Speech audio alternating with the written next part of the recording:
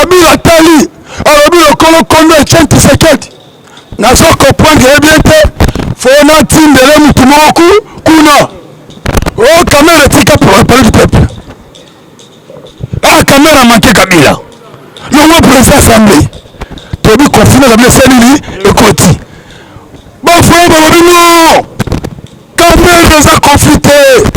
ezali copie ya Kabila na trahi nani puisque Tshilo molobaki oyo nyonso tokobimisa candidat unique tokosala nini tokosoutenir ye siko batrahi nani Kamere me yoka mama na likambo elekela yo te ekamisaka mpe te o FCC Renaissance ebimi o FCC progressif ebimi papa nayebisaka bino Kabila machine esalaka butumo na plateau balobi tozofide FCC tozopante FCC tozofide bango batuni ndeko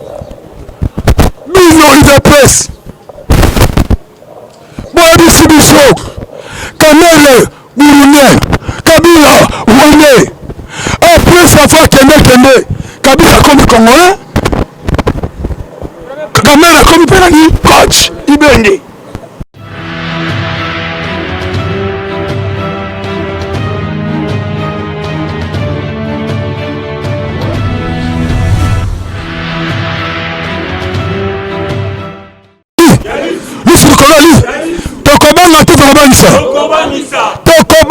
tokobanisa esika biso tokomona bango baza komona kabelanga litoi malgré nzoto eza bien te me tokokita toujours mpona kopanza te teke boye te Tshilombo boni mboka ekei na kokufa aye encore kodeti plus que 18 ans mais c'est police Kalambe ya lisusu kobomango su makasi ntango tozoloba crise nani abandaki koprononce langage ya crise kopronoso c'était Martin Fayulu Madidi alors pourquoi nomination banome o ekomema mboka na esika moko te comme oza ndeko na ngai nasali plan sortie de crise yaka tovanda tosolola toluka bareforme tokwela baélection anticipée puisque élection 2018 ezalaki élection chaotique monsieur Félix alobi président élu azoluka musala oyo kamonaki crise lokola crise wana ekomonana na poisa après 2 ans Tshilombo ekosaka consultation koloba ete FCC eza kobloke ye boye te c'est que crise eza nini ntango Fayulu ayebisaki yo crise ya liboso eske ondimaki batikaki yo conscient puisque likambo Valentin Mubake alobi nani azomona te na Congo crise eza partout crise eza te ayebiki Congo etambola malamu te comme exemple Tshilombo alobi na discours na ye 2 ans eloko Congo malamu esalami eza sikoyo misala esali nini c'est que crise ezali c'est que no reconnaître crise ezali comment sikoyo Kabuya oya kocontredire vérité puisque oyo mobaki alobi ezali vérité mais yo ye pour combattre vérité oh non eza conflit yauta kala papa Valentin Mubake azali citoyen congolais aza na famille na ye awa aza na mwasi na ye aza na bandeko na ye seke soki mwana kasi abengi biloko awa biso nzala akotuna osalaka na pokolo linza soki alobi perime eza te nde mobaki akomprendre crise eza na mboka yo lokola Kabuya okende abeta cope na Kabila ozalaki mutu ya makolo okomi na bachipe okomi na bandaku mpona yo komwesa nini ebongi conscient sikoyo vérité elingoma lisusu te. Nani mokonzi beta bongo na progresse.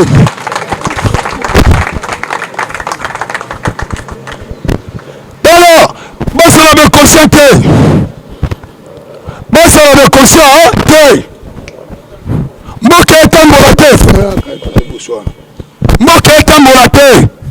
mboka ezali bloqué. Tomoni police kanambe, tomoni police kanambe, tel police kanambe abina kei akiti kolwezi akiti lubumbashi awa azokende kalemi kolongwa kalemi azokende na Tanganyika. Eske bademarche azali kosala ngai na toyebi tina na yango? Eske bademarche azali kosala ezali babundela Félix? Yoka bobosala te, mutu moko te ndimaka te kamera azali pio na kati opposition fe fo. Mutu moko te ndimaka oke ezalaki pio tracé.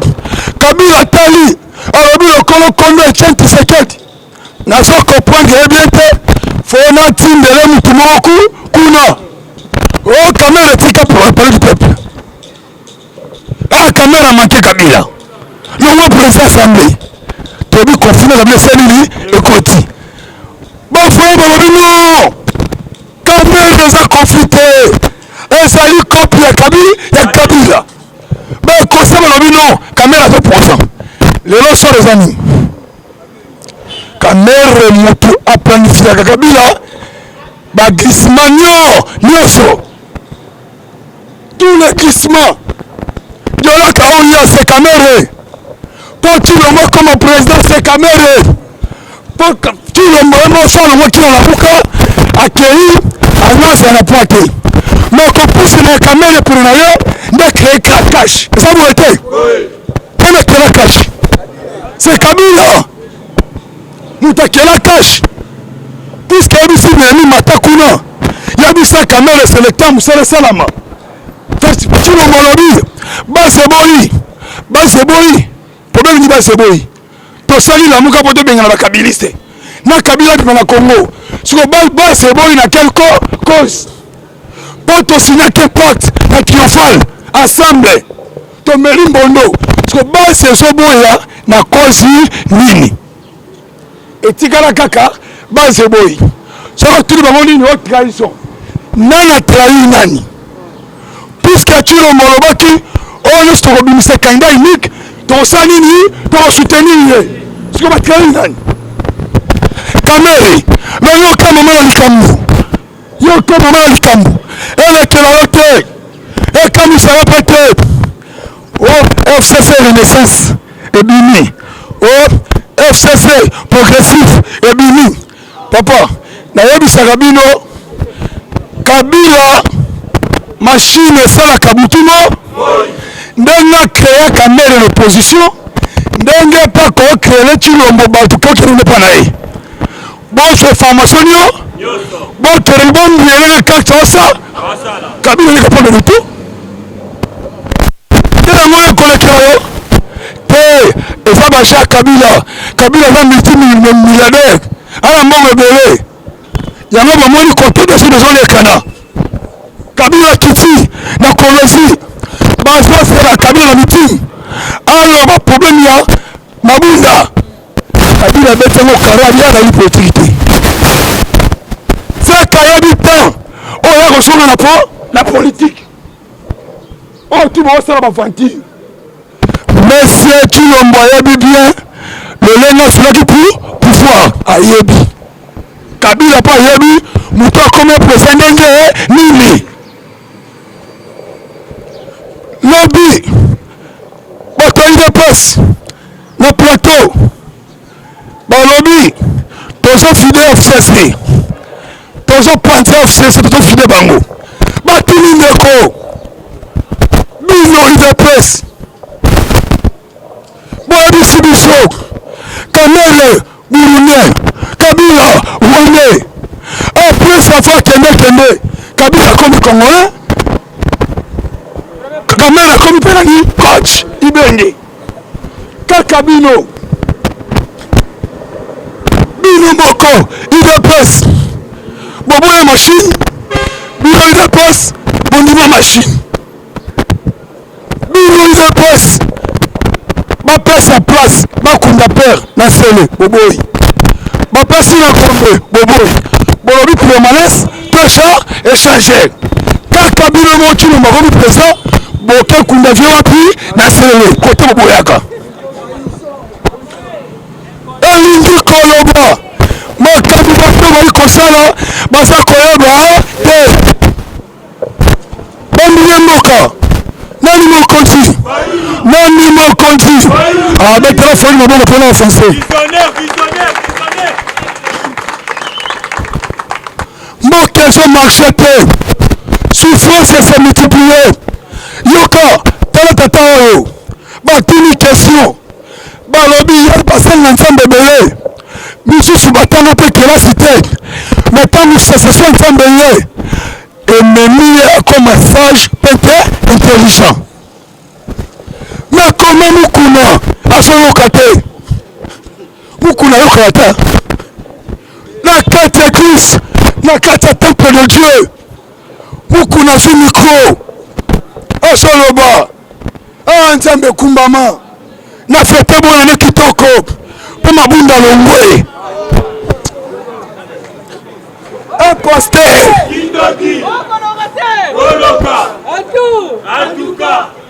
un pasteur na kati ya temple de dieu oyo nzambe ekumama na fete bonane kitoko mpo mabunda longwe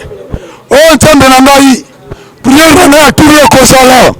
kabila kangama mpo ngai nasepela batia image na plateau na pike mukuna papa na kati ya eglise ya nzambe kabila mpo ayokaka te asali nini abituozwa deuxième vague duo kabila mpo abeta ye deuxième vague abeta bo papoko oloka bien prison liboso prison na liboso eyala première vague so kabila ndenge osala makambo na ye soki asilisa ye kozonga mokuna fi deuxième vague bombelanga ye kuna nani mokonzi ndeko opona ndambu ya bien opona ndambu ya bien match eza kitoko yoko nani oyo alinga diske yo zala efeye mpo nekoloko kongo kolala te molimi na yo akoki mpe kobanda koflate yo lokola aza ndeko na yo me ayebi eloko nini aza nango pose mpo na yo Kagame okodisia peuple congolais te puisque biso congolais tozali éveillé babengisi le président Eli Martin Fayulu na 8e mois akende na Afrique du Sud ayenda okutana mpe na sud africain Kagame azwa avion na Afrique du Sud président Fayulu atala dehors me moto oyo nga babengisika kuna yakiluka nini lokola yake kuna nga nakokende kuna te le même Kagame ayebisi na baprésident africain na félicité M. Fayulu un opposant bapesi kiti ya bokonzi bapesi na mbongo asali nini c'est que Félix aganyaka élection te Kabila nasalaka nini apesaka ye vrai faux alobi Fayulu aboyi c'était un homme à féliciter mais lobi nini elekani Kagame alopesa peuple rwandais bamaya ofie mpo na fete alobi nini alobi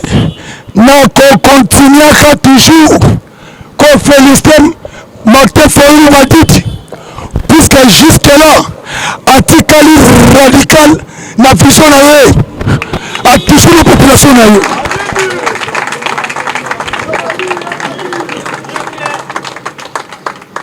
Oui, nous devons faire le lobby. A félicité le président. Alors, atikali na peuple na ye. Mais nous, quand moi, nous félicité le président Martin Fayulu. Siko ba soda rwandais o ba kotaki depuis dimanche ba ko lukali yo félicité le South Africa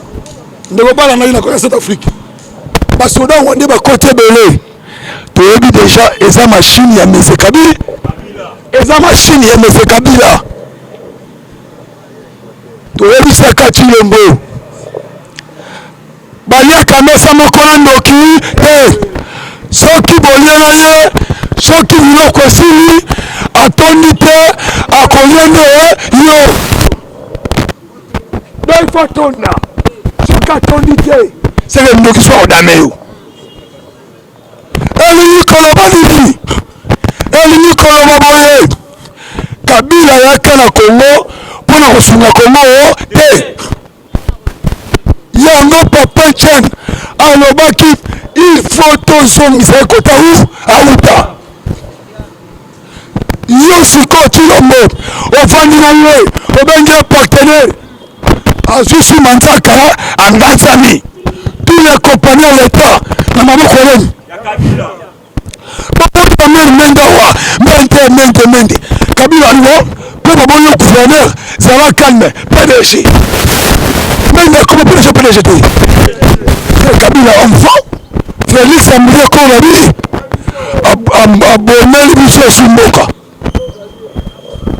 yoka ezangai te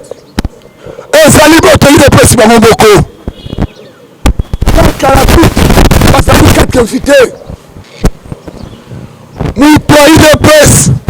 a intervenir kocontenir mettre avocat na biso décidé koloba na Congo pasi eza te na Congo wana idps balobi na Congo pasi eza te bato baza bien baza vivre bien eloko ekamwisina na suka alobi nini nasengi na chef de l'état Chilombo prochaine mandat ekoya tokosenga na ye na kati ya biro na ye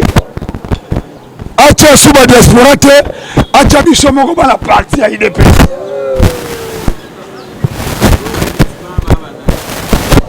elingi koloba boye seke bayebi eloko ezomarche kuna eza te yango asengi prochaine mandat nani ayebisi yo Chilombo osodese mandat nani ayebisi yo nani ayebisi yo Chilombo osodese mandat puisque ye azalaki nanu nome siko mutu anomaki ye bayokelaki peuple zokiselanga borna ngai wasi sikoleni vento osonga susu lifuzu inoseke na moye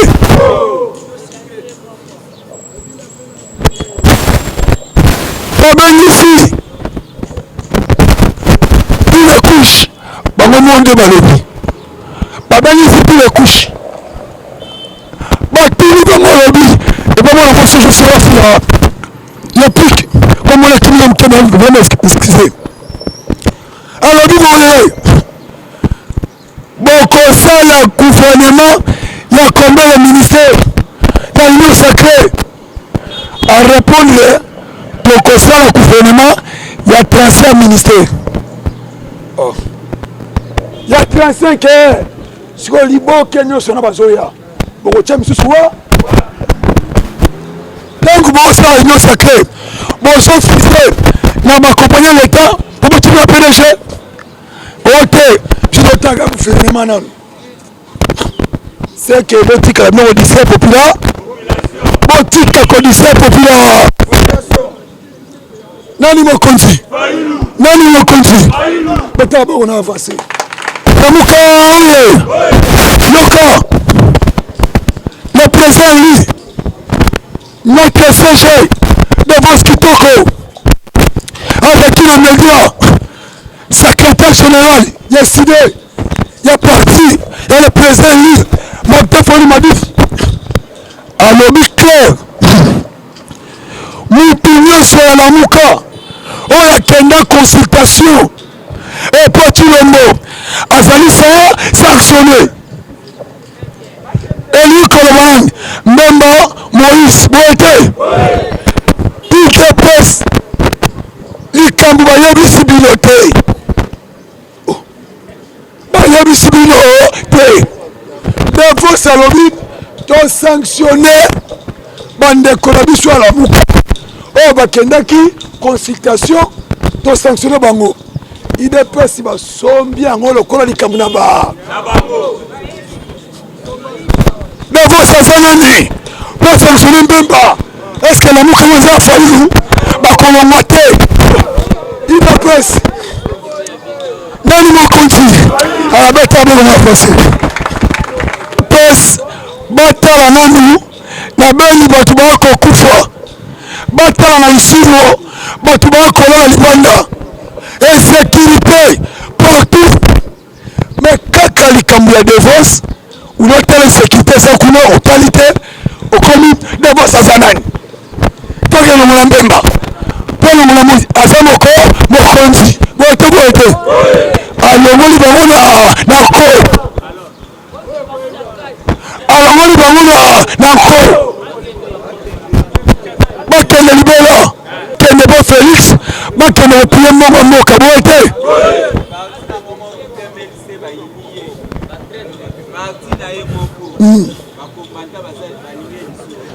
yoka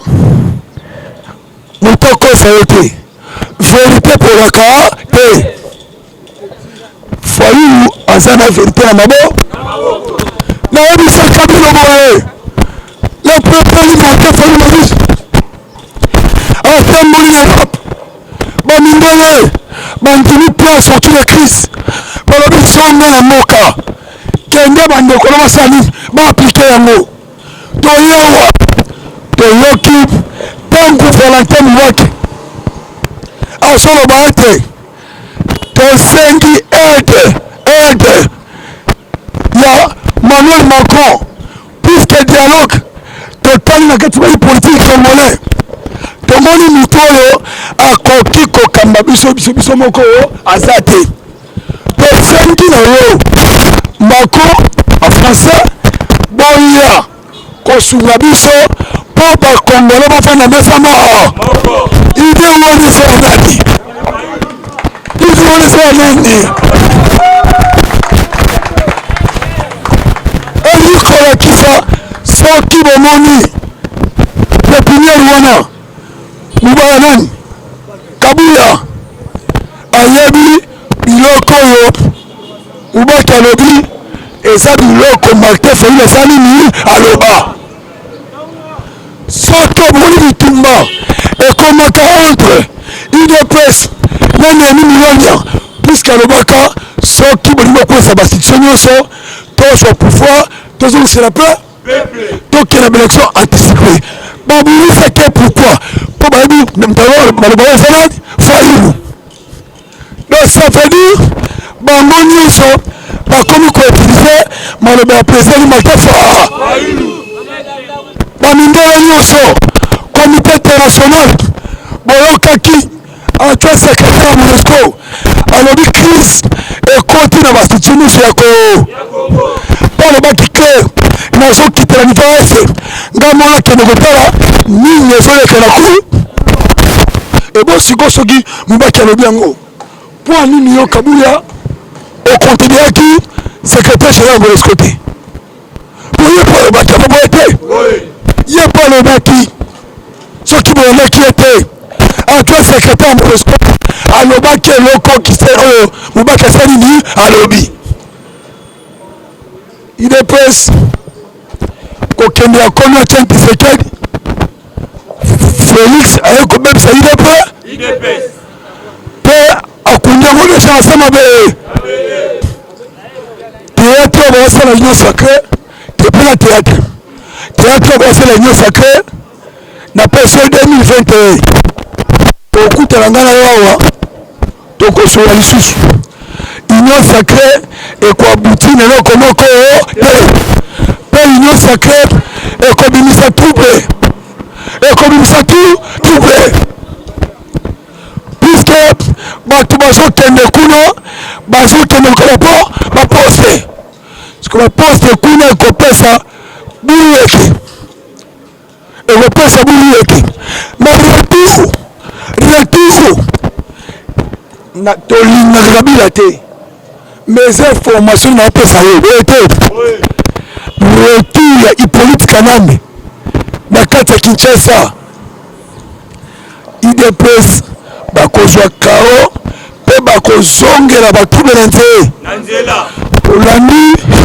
député ya FCC na Top Congo alobi clair alobi tozosela retour ya porte moral tokolakisa bino ete tozaka majorité na parlement donc c'est que balalisi karte baozela ya makambo asani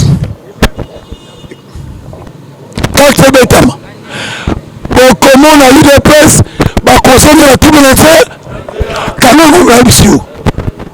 na 2021 nakoyebisa biloko kita kabila wa UDPS basongela batube yango moni FCC il faut l'organisation ya élection ya bureau définitif esalama bureau professionnel longwa FCC balobi tokokota yango te siko bino bakokota bokosala yango bino moko ekosimba te il faut FCC nini azala Félix mpona kokenda koshite lokola deja asignaka corps na Kabila lorsque agagnaki élection te c'est que loko moka malobi kosalama te puisque crise ya légitimité question batungaki ngai avant-hier yo osoboya Félix olingi sikoyo batiela président nani na répondre bango nalingi président oyo peuple a voté président nasali nini abimi ye wana président nga nasali na kosepela na ye soki moto atuni yo ozoboya Félix olingi batiela président nani ebona ye président alingi batiela nga oyo nga na kovote peuple a voté ye aganye ye wana asala nini abima seke wana président nanga eza boye te légitimité oganye te banomi otilombo kisi esali nini ekontinue mais soki moto otovote ye wana bimi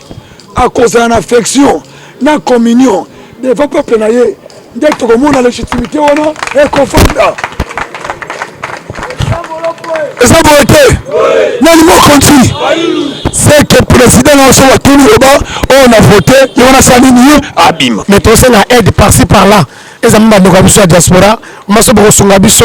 dans tous les moyens kosala biso malamu on est poursuivi vraiment bafamille ezosouffrir bana bazosouffrir mais numéro na biso bocontacte biso ezala WhatsApp mpe eza numéro moko ya Airtel Man ezali no 097 066 41 08 097 066 41 08 wana eza numéro bokozwa biso par WhatsApp et pa ba Airtel Man so eza lisungi mpo na bino merci beaucoup mpo na bino